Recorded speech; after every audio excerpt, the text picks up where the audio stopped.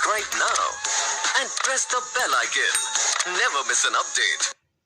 अस्सलाम वालेकुम स्टूडेंट्स, मैं हूं आपका टीचर मोहम्मद सलमान अफसल। आज के लेक्चर में प्यारे बच्चों हम स्टार्ट करेंगे एफएससी पार्ट 1 आईसीएस पार्ट 1 की फिजिक्स का chapter number 2 that is vectors and equilibrium. इस चैप्टर के दो पोर्शन हैं। पहले पोर्शन में हम वेक्टर्स को डिटेल के साथ जानेंगे और दूसरे पोर्शन में हम पढ़ेंगे इक्विलिब्रियम्स के बारे में। प्यारे बच्चों, अगर आप चाहते हैं कि आपको हर कॉन्सेप्ट हलवे की तरह लगे, आसान लगे, मजे का लगे, पढ़ने का दिल करे, तो ये लेक्चर आपने डिटेल से पूरा कंप्लीटली देखना है। और जो बच्चे इस चैनल पर न्यू है वो जल्दी से इस चैनल को कर ले सब्सक्राइब और साथ लगी बेल की घंटी को जरूर बजाएं ताकि हमारी हर आने वाली लेटेस्ट वीडियो का नोटिफिकेशन आपको मिल सके। तो प्यारे बच्चों, वेक्टर्स की तरफ बढ़ने से पहले मैं आपको पूरी स्टोरी सुनाऊंगा कि ये वेक्टर्स आए कहां से, किन क्वांटिटीज को वेक्टर्स कहा जाता है, स्केलर्स क्या हैं, वेक्टर्स की जरूरत क्यों पड़ी और आज के दौर में वेक्टर्स कहां कहां इस्तेमाल हो रहे हैं। तो हम वेरी फर्स्ट टॉपिक पढ़ेंगे चैप्टर नंबर 2 का। तो प्यारे बच्चों, बात करते हैं फिजिकल क्वांटिटी की। फिजिकल क्वांटिटीज क्या है? आप जिस कमरे में बैठे ये वीडियो लेक्चर देख रहे हैं, सर का लेक्चर एंजॉय कर रहे हैं, तो जरा देखिए आपके कमरे में लाइट ऑन होगी। क्या हम ये रोशनी जो आपके कमरे में ऑन है, क्या इसकी इंटेंसिटी, इसकी मिकदार मेजर नहीं कर सकते? तो आपका आंसर होगा जी हाँ सर, कर सकते हैं। आपके कमरे में पंखा चल रहा होगा, तो क्या पंखे की रफ्तार नहीं मेजर कर सकते? तो आपका आंसर होगा जी सर, कर सकते हैं। आपके सामने पड़ा टेबल, बेड, दीवारें, क्या इन सब की मोटाई, ऊंचाई, चौड़ाई मालूम नहीं कर सकते? तो सबका आंसर होगा जी हाँ सर, कर सकते हैं। क्या अपनी हाइट, क्या अपनी वेस्ट मेजर नहीं कर सकते? जी हाँ कर सकते हैं। मार्कर की लंबाई, चौड़ाई, थिकनेस, मोटाई सब कुछ मेजर कर सकते हैं। तो प्यारे बच्चों, फिजिक्स के अंदर वो सारी क्वांटिटीज जिन्हें हम आसानी के साथ मेजर कर सकते हैं, उन सारी क्वांटिटीज को क्या कहा जाता है? Physical quantities.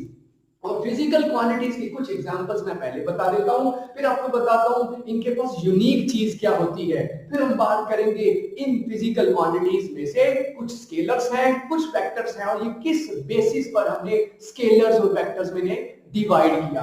तो प्यारे बच्चों, एग्जांपल्स देखिए फिजिकल क्वांटिटीज की। लेंथ, किसी भी चीज की लेंथ, यानी कि आपके पास मार्कर है, इसकी लंबाई, जी हाँ मेरी तो चले हाइट है, वर्टिकली हाइट होती है, कमरे की लंबाई, किताब की लंबाई, सामने पड़े टेबल की लंबाई।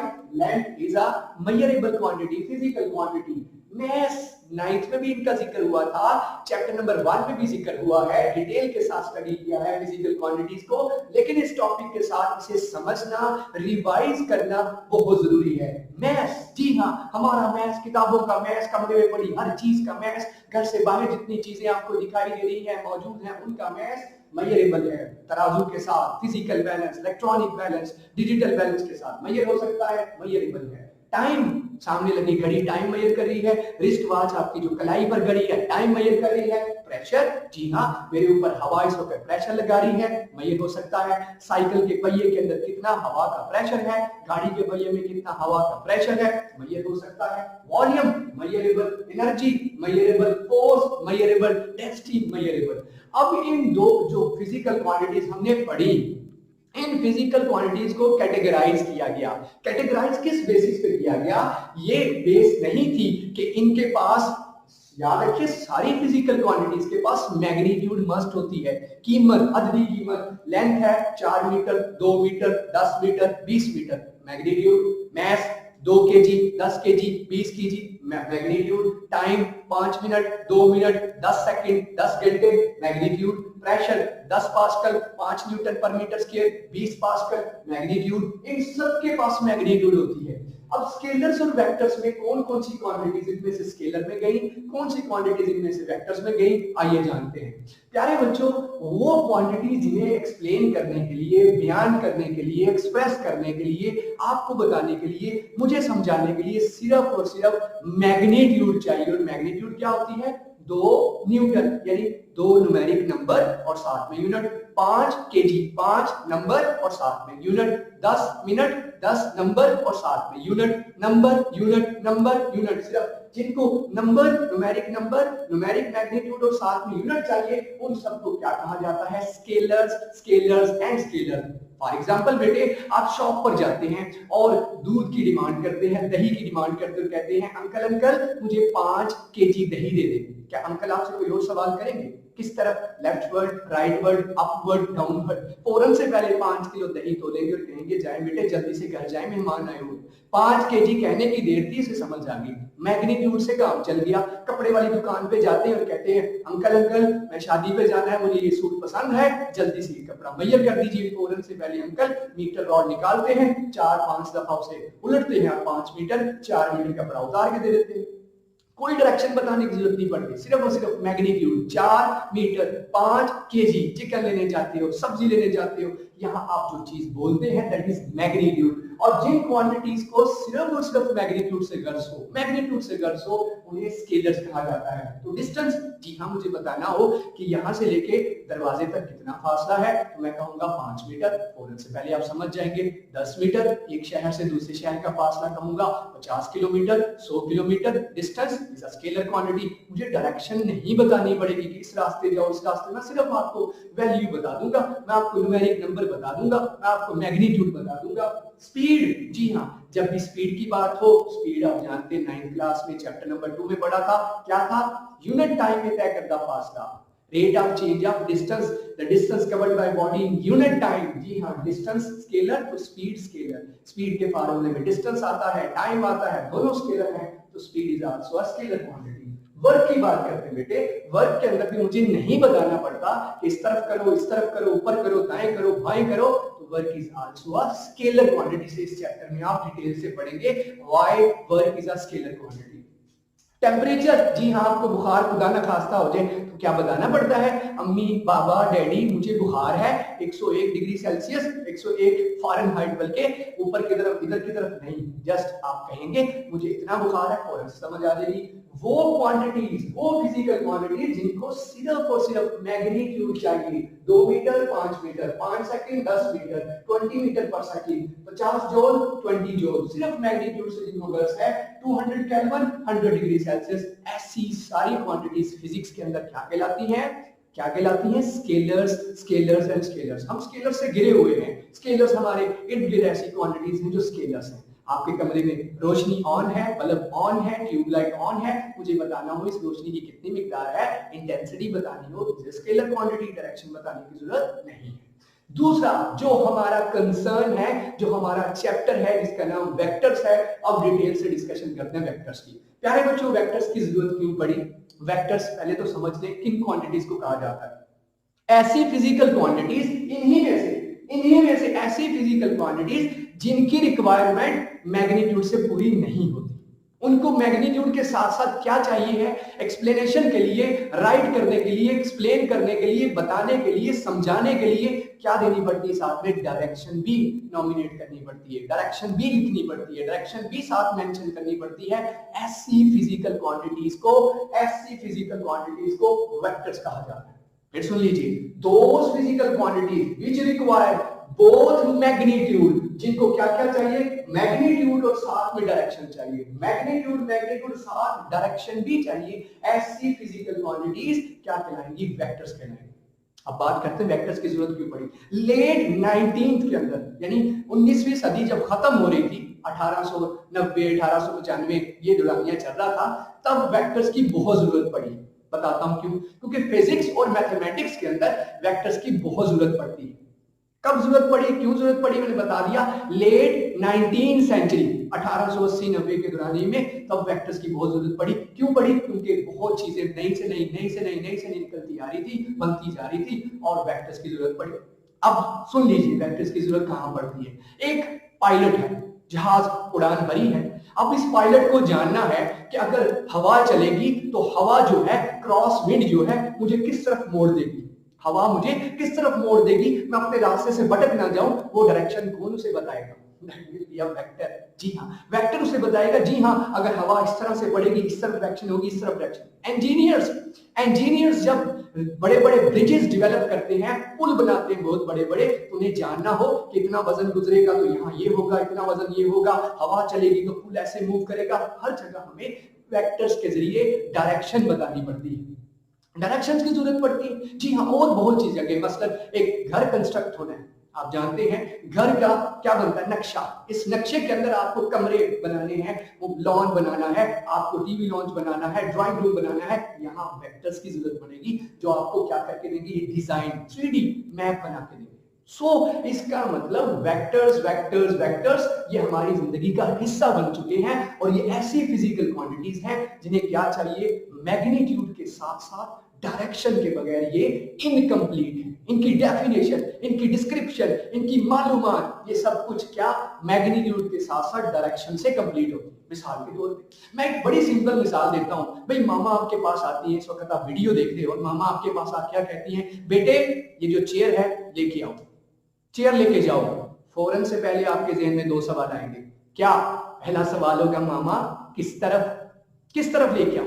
अब मामा कहेंगी नॉर्थ की तरफ, तो चल पड़ोगे नॉर्थ की तरफ। ये भी पूछेंगे किस तरफ और कितना। जी हाँ, किस तरफ, नॉर्थ की तरफ कह दिया, साउथ की तरफ कह दिया, ऊपर कह दिया, दाएं कह दिया, बाएं कह दिया, नीचे कह दिया। साथ ये भी पूछेंगे कितना, भाई उस कॉर्नर पे, वहां 2 मीटर, 5 मीटर, 10 मीटर, डायरेक्शन भी साथ में मेंशन करनी पड़े। उन क्वांटिटीज को कहा जाता है, क्या कहा जाता है, वेक्टर्स। तो फोर्स सबसे बेहतरीन मिसाल वेक्टर्स की। डिस्प्लेसमेंट, एग्जांपल्स की बात हो रही तो डिस्प्लेसमेंट, बेटे डिस्प्लेसमेंट के मतलब आपने 9th क्लास चैप्टर नंबर 2 में पढ़ा था, शॉर्टेस्ट डिस्टेंस बिटवीन 2 पॉइंट्स। तो मुझे बताइए क्या शॉर्टेस्ट डिस्टेंस एक से ज्यादा हो सकते हैं? दो जगहों के दरमियान कम से कम फासला एक ही हो सकता है ना। शॉर्टकट तो एक ही होता है, शॉर्टकट 2 3 4 नहीं होते, शॉर्टकट रास्ता एक ही होता है, और वो रास्ता कैसा है, straight line. So displacement is a vector quantity. यहां से आपने किस जगह जाना है, इस प्लेस पे, ये रास्ता था कर्वी, लेकिन शॉर्टकट ये रास्ता है, बिल्कुल सीधा, और वेक्टर सीधा होता है, स्ट्रेट लाइन होती है। ठीक है, इसके आगे डिटेल डिस्कशन होने जा रही है।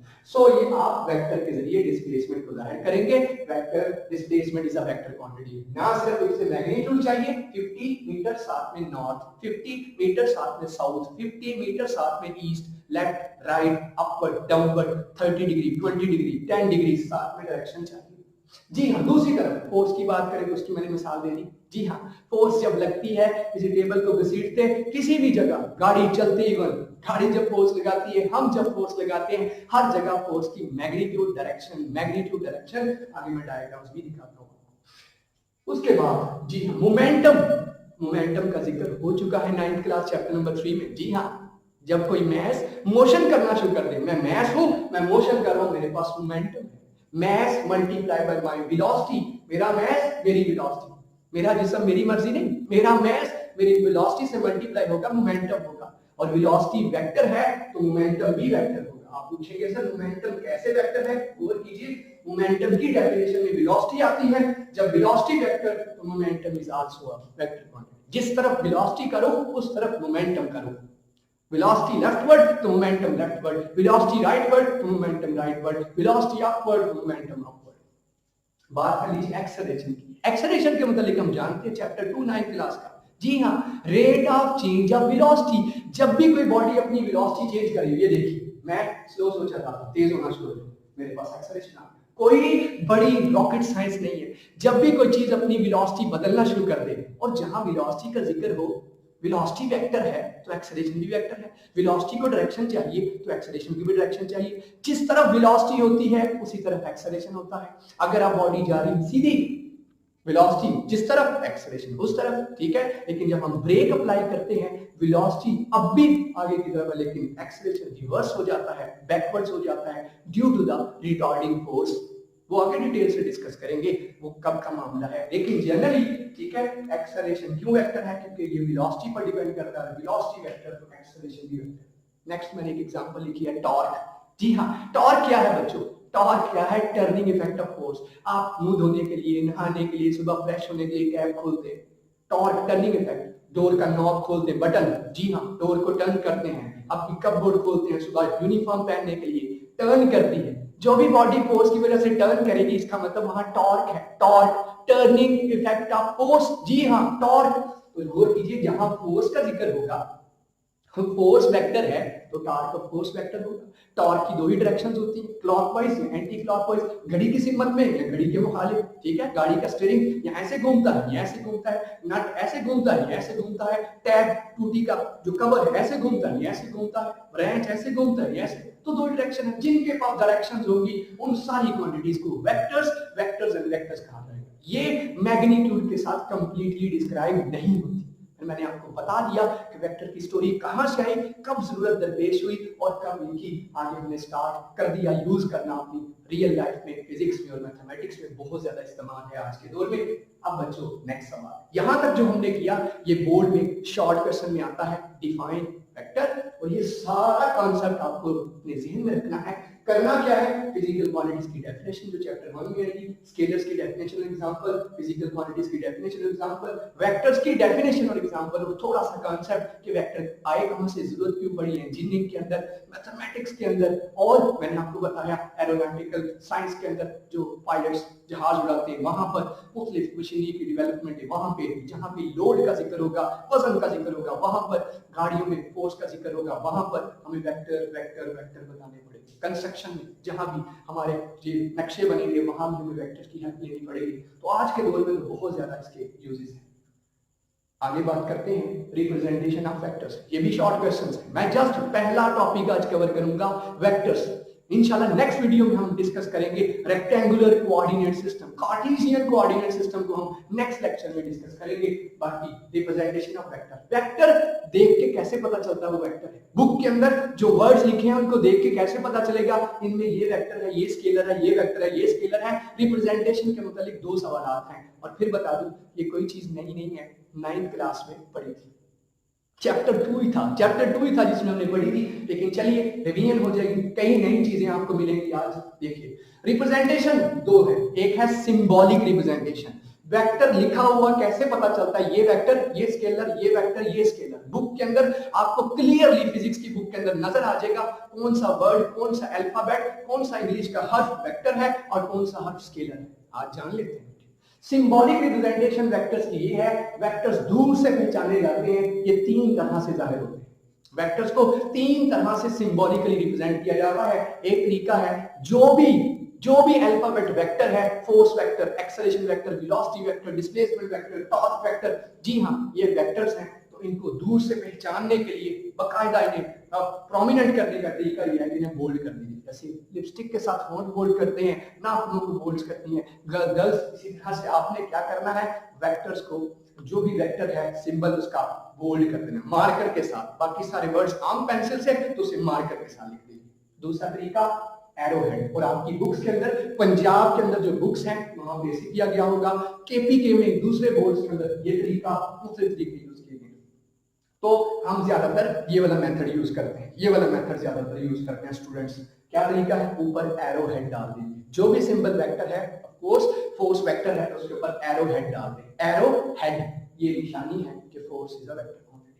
थर्ड वन बार डाल दें, बार सीधी सी लाइन डाल दें, ये भी निशानी है उसके वेक्टर होने की। इसके पास मैग्नीट्यूड भी है, डायरेक्शन भी है, 2 न्यूटन नॉर्थ, 2 न्यूटन साउथ, जो भी वेलोसिटी अभी जिक्र हुआ, velocity is a vector quantity. तो बेटे वेलोसिटी बुक के अंदर लिखा, कैसे पता चलेगा वेक्टर है, यहां पे से बोल्ड किया होगा, यहां इसके ऊपर एरो हेड होगा, यहां इसके ऊपर बार होगा। एक्सेलरेशन यहां बोल्ड होगा, यहां इसके ऊपर एरो हेड होगा, यहां इसके ऊपर बार होगा। डिस्प्लेसमेंट वेक्टर क्वांटिटी है, डिस्प्लेसमेंट के ऊपर बोल्ड होगा, डिस्प्लेसमेंट के ऊपर एरो हेड होगा या डिस्प्लेसमेंट के ऊपर बार होगा।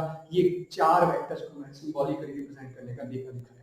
अब वेक्टर्स के पास पहले भी मैंने कहा मैग्नीट्यूड होती है, मैग्नीट्यूड प्लस डायरेक्शन। मैग्नीट्यूड तो स्केलर्स के पास भी है, वेक्टर्स के पास भी है, यूनिक चीज क्या है, डायरेक्शन भी। अच्छा इनकी मैग्नीट्यूड कैसे जाहिर की जाती है, 2 Newton, 5 Newton, 10 Newton, 20 Newton. Magnitude को जाहिर करने का तरीका यही बता देता हूं बेटे। अगर आपने किसी वेक्टर की मैग्नीट्यूड बतानी है तो उसका तरीका है वेक्टर लिख के उसके गिर्द मॉड डाल दीजिए, इसे कहते हैं मॉड। ये निशानी है कि ये उसकी मैग्नीट्यूड है, या फिर बुक्स के अंदर ऐसे लिखा होगा। अगर सिंपल एफ लिखा हुआ है, ना बोल्ड किया है, ना उसके गिर्द चार दीवारी की है, समझ लीजिए ये इस वेक्टर की क्या है, मैग्नीट्यूड। कीमत, जिसकी कीमत बाद में दी होगी 2 न्यूटन, 5 न्यूटन, 50 न्यूटन, 500 न्यूटन, लेकिन उसको मैग्नीट्यूड को जाहिर कैसे किया जाता है, उसी वेक्टर को सिंपल लिख दो पेंसिल के साथ, तो उस वेक्टर की क्या आ जाएगी मैग्नीट्यूड, या फिर वेक्टर को ऐसे लिख के इसके बार डाल दो और मॉड डाल दो, 2 लाइनें खींच दो, या फिर भी तरीका है गोल्ड वाला लेके इसके गिर्द मॉड डाल दो। तीनों तरीकों से आप वेक्टर की मैग्नीट्यूड की निशानदेही कर सकते हो। ऐसा ही काम हम किसके साथ करेंगे, वेलोसिटी की मैग्नीट्यूड, वेलोसिटी की मैग्नीट्यूड, वेलोसिटी की, एक्सेलरेशन की मैग्नीट्यूड, एक्सेलरेशन की मैग्नीट्यूड ऐसे जाहिर की जाती है। इसकी कीमत क्या है वो बात की बात है, वो हम कैलकुलेट करना सीखेंगे। जाहिर कैसे की जाती है ये आपको पता होना चाहिए। वेक्टर कैसे जाहिर होता है, उसकी मैग्नीट्यूड कैसे जाहिर होती है, ये अब आपको मेरा ख्याल है, उम्मीद है बिल्कुल क्रिस्टल क्लियर हो चुका होगा। अब बात करते हैं बेटे graphical representation. Vector graph paper पर कैसा है, तस्वीर कैसी है वेक्टर की, डायग्राम कैसी है, ड्रॉ कैसे होता है। जी हाँ, देख लीजिए बेटे वेक्टर कैसे ड्रॉ होता है। जो कोई भी वेक्टर है, मिसाल के तौर पे ये आपके पास एक ट्रॉली है, जैसे अक्सर आप बेटे ग्रोसरी करने जाते हैं मामा के साथ, बाबा के साथ, बहन भाइयों के साथ घर की शॉपिंग के लिए जाते हैं, ये सौदा सलफ लेने जाते हो, ये ट्रॉली अक्सर आपको दे दी जाती है, बेटे ये ट्रॉली पकड़ो चला सामान डालो है। आप साथ में गए होते हैं चहलकदमी करने, लेकिन हमारे हाथ ट्रॉली दे दी जाती है, हम बेचारे ये सामान ले, गुस्सा मुंह पे चढ़ा हुआ है, चल करना तो पड़ेगा। ट्रॉली के ऊपर जो आप अपने हाथ से उसको हैंडल से पकड़ के खींच रहे होगे, जानते हो आप ट्रॉली पे क्या लगा रहे हो, आप फोर्स लगा रहे हो। और फोर्स अगर वेक्टर मुझसे कोई कहेगा ड्रॉ करने के लिए, आप जानते हैं फोर्स वेक्टर कैसा होगा, जहां से फोर्स इस हैंडल से फोर्स स्टार्ट हो रही है और आपके हाथ तक जा रही है, यहाँ क्या आएगी टेल, और यहाँ आपके हाथ तक क्या आएगा हेड, टेल हेड। याद रखिएगा वेक्टर के पास दो ही चीजें हैं, एक टेल और दूसरा हेड। और वेक्टर की लंबाई, जितने साइज का वेक्टर खींचोगे वो लंबाई उसकी मैग्नीट्यूड को जाहिर करेगी। 2 न्यूटन, 5 न्यूटन, 10 न्यूटन फोर्स एक वेक्टर है ना, मैं मिसाल दे रहा हूं, तो बेटे इसकी मिकदार के मुताबिक अब आप कहेंगे सर 2 न्यूटन का कौन सा स्केल है, स्केल के साथ कैसे 2 न्यूटन खींचूं, वो बेटे हम खुद कर लेते हैं। 9th क्लास की 10th क्लास की मैथ के अंदर आपने पढ़ा है 1 सेंटीमीटर को 1 न्यूटन कह दो, 2 centimetre 2 Newton, 3 centimetre scale set करना वो तो हमें आता है, वो तो हमें आता है। हम कहेंगे 2 डब्बे 1 न्यूटन है, 2 डब्बे 1 न्यूटन है, हम उसके मुताबिक लाइन खींच लेंगे। इतना तो पता है बेटे, मेरा नहीं क्या मुझे बताने की जरूरत है। तो लेकिन डायरेक्शन कैसे बताओगे वो आपके हाथ से पता चलेगा। जैसे आप फोर्स लगा रहे थे, बैठ के लगा रहे थे, खड़े होकर लगा रहे थे, जहां से लग रही है वहां टेल, जिस तरफ को लग रही है उस तरफ head. That is how a vector is represented graphically. इसी तरह से बेटे आपसे कोई आपके घर आके पूछे, जी बेटे आपका स्कूल कहाँ है, आप उन्हें डिस्प्लेसमेंट बताएं, आप सीधा बताएं अंकल वो है, सीधा इशारा करते हैं अंकल वो देखिए, तो बेटे ये स्कूल था, ये घर था, ये सीधी लाइन जो क्या करे घर को स्कूल से मिला दे, दैट इज अ डिस्प्लेसमेंट। और डिस्प्लेसमेंट क्या है वेक्टर, घर पे टेल जहां पहुंचना वहां हेड, घर पे टेल और जहां तक पहुंचना है वहां head. That is how vector is graphically represented. ये हमें हेल्प करता है, हमें जहां से चलना है जहां जाना है, ठीक है। GPS technology, global positioning system, इसके जरिए भी जैसे आप उबर क्रीम आप यूज करते हैं, उसमें भी गाड़ियों के जरिए पता लगाया जाता है कहां जाना है, कहां से चल रहे हैं। सीधी लाइन से मिला जाता है कि 50 किलोमीटर, 30 किलोमीटर, 20 किलोमीटर फासला है इस प्लाजा का, इस मार्केट से, यहां से यहां मार्केट तक पता लग जाता है। Vectors vectors vectors. गाड़ी चल रही है, गाड़ी चलते हुए आप जानते हैं अंकल ने रेस के ऊपर पांव रखा हुआ है, दबादब गाड़ी, जनाब स्कूल की छुट्टी हुई है, देखिए फिर हाँ शूटिंग हो रही है पीछे, भगाइए अंकल भगाइए गाड़ी, तो अंकल फोर्स लगा रहे हैं, फोर्स की डायरेक्शन आगे की तरफ, गाड़ी भी आगे की तरफ दबादब भाग रही है गाड़ी। हाँ क्या ख्याल है, तो फोर्स जिस तरफ लगेगी उसी तरफ क्या जाएगी, बॉडी की मोशन होगी। तो फोर्स वेक्टर है, और कहां से स्टार्ट होगी, फोर्स जहां इंजन है वहां से टेल होगी, और जा जिस तरफ होगी उस तरफ हेड होगा। 5 न्यूटन, 10 न्यूटन, 50 न्यूटन, 100 न्यूटन, इस तरह से। सो ऐसे ग्राफिक रिप्रेजेंट किया। ये देखिए डिफरेंट वेक्टर्स मैंने ड्रॉ किए, डिफरेंट साइजेस के ड्रॉ किए, छोटा बड़ा। छोटा भाई है तो फोर्स थोड़ी लगाएगा छोटा वेक्टर, बड़ा भाई है, पिताजी है, डैडी है, ज्यादा फोर्स लगाएंगे वेक्टर का साइज भी बड़ा होगा। ऐसे मैंने निशानदेही कर दी, इसका मतलब ये नहीं इतना बड़ा ड्रॉ होगा, वो डिपेंड करता है आप स्केल कैसा सेलेक्ट करते हैं। तो ये वेक्टर एक तरफ टेल, दूसरी तरफ head, tail head, tail head, और किस तरफ होना वेक्टर, जिस तरफ उसकी सिमत है। ऐसे फोर्स लगाऊंगा, इधर इधर टेल इधर हेड, ठीक हो गया। ऐसे फोर्स लगाऊंगा जी, इधर टेल इधर को हेड, समझ रहे हैं बात। ये है वेक्टर्स की ग्राफिकल रिप्रेजेंटेशन, सही हो गया। ऐसे दरवाजा बनाया मैंने, दरवाजे को खींचते हैं, फोर्स लगा के बाहर निकलना है, बाहर से अंदर आना है, स्कूल से क्लासरूम से वॉशरूम जाना है, ब्रेक हुई है बाहर जाना है कैंटीन में, तो पुश कर रहे हैं, फोर्स लगा रहे, जिस तरफ फोर्स उसी तरफ डिस्प्लेसमेंट, जहां से पकड़ोगे वहां टेल, जिस तरफ खींचोगे वहां head, that is how vector is represented. और याद रहे वेक्टर की जो साइज है, वेक्टर की जो लेंथ है, वो उसकी मैग्नीट्यूड है। जितना साइज होगा उतनी मैग्नीट्यूड होगी। 5 न्यूटन 10 न्यूटन, 5 मीटर पर सेकंड स्क्वायर 10 मीटर पर सेकंड स्क्वायर, 10 न्यूटन मीटर ये एक्सेलरेशन का 5 मीटर पर सेकंड स्क्वायर, इसका न्यूटन मीटर यूनिट होता है। मोमेंटम है तो केजी मीटर पर सेकंड, उतनी ही वैल्यू होगी जितने साइज का, जितनी मैग्नीट्यूड उतने साइज का वेक्टर खींचेंगे। और फिर मैंने पहले बता दिया साइज ऑफ कोर्स हमें यूनिट स्केल को डिसाइड करना है, कितने घूमने कितना कहना है। ये है बेटे आज का topic. A vector is represented graphically by a directed line segment with an arrowhead। Vector को हमेशा एक सीधी लाइन के साथ डायरेक्ट किया जाता है शो, जिसमें एक साइड टेल और दूसरी साइड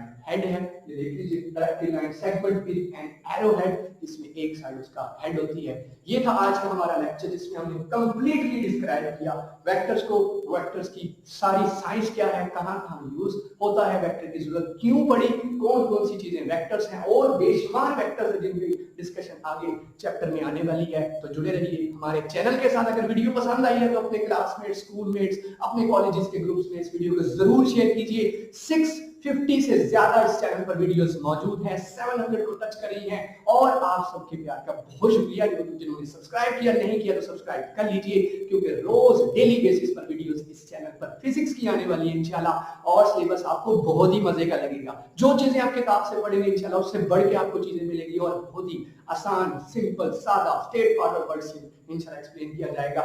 इसी के साथ मैं आपसे इजाजत चाहता हूं। कल हाजिर होऊंगा नेक्स्ट लेक्चर नेक्स्ट टॉपिक के साथ। टेक केयर, अल्लाह हाफिज।